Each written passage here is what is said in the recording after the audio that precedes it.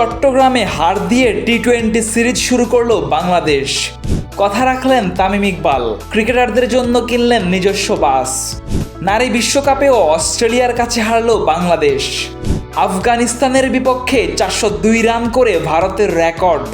75 বছর পর ভিন্ন এক টেস্ট একাদশ নিয়ে মাঠে নেমেছে ইংল্যান্ড। সারাদিনে ঘটে যাওয়া ক্রিকেটের দেশি বিদেশি খবরগুলো এক নজরে দেখে নেওয়া যাক।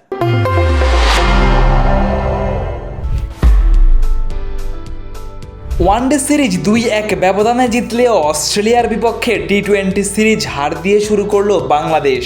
চট্টগ্রামে আগে ব্যাট করতে নেমে ব্যাটিং ব্যর্থতায় 131 রানে অল আউট টাইগাররা। 4 উইকেট হাতে রেখেই এই লক্ষ্য তাড়া করে অজিরা। কথা রেখেছেন বিসিবি সভাপতি তামিম ইকবাল, ব্যবস্থা করেছেন ক্রিকেটারদের জন্য নিজস্ব বাসের। বুধবার বিসিবিতে 2টি কোস্টার বাস বুঝিয়ে দিয়ে গেছে টয়োটা কোম্পানি। এর ফলে আর দিন প্রতি 70,000 টাকা খরচ করে ভাড়া বাসে চড়তে হবে না বাংলাদেশ দলের ক্রিকেটারদের। ছেলেদের পাশাপাশি একই দিনে অস্ট্রেলিয়ার কাছে হেরেছে বাংলাদেশ নারী দলও। নারী টি-20 বিশ্বকাপে আগে ব্যাট করে বাংলাদেশ করতে পারেনি 77 রানের বেশি। 9.3 ওভারে 1 উইকেট হারিয়েই লক্ষ্যে পৌঁছে যায় অস্ট্রেলিয়ান নারীরা। আফগানিস্তানের বিপক্ষে দ্বিতীয় ওয়ানডেতে লখনৌতে ব্যাটিং তাণ্ডব চালিয়েছে ভারত।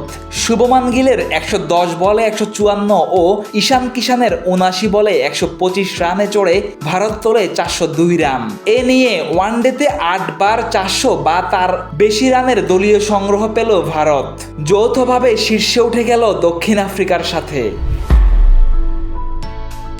নিউজিল্যান্ডের বিপক্ষে দ্বিতীয় টেস্টের আগে কন্যা সন্তানের বাবা হওয়ায় খেলতে পারছেন না জ্যামি স্মিথ। তার জায়গায় ইংল্যান্ডের টেস্ট ক্যাপ পেয়েছেন জেমস রু। আগের ম্যাচের একাদশ থেকে 5 পরিবর্তন এনে ওভালে নেমেছে ইংল্যান্ড। অভিষেক হয়েছে রু, জর্ডান কক্স ও সনি বেকারের। সব মিলিয়ে এই একাদশে আছেন 5 জন ক্রিকেটার, যাদের অভিজ্ঞতা সর্বোচ্চ 1 টেস্ট। 1951 সালের পর এমন 5 অনভিজ্ঞ ক্রিকেটার নিয়ে টেস্ট খেলছে ইংল্যান্ড। ফেসবুক, টুইটার, ইউটিউব সহ সামাজিক যোগাযোগ মাধ্যমে আমাদের ফলো করুন।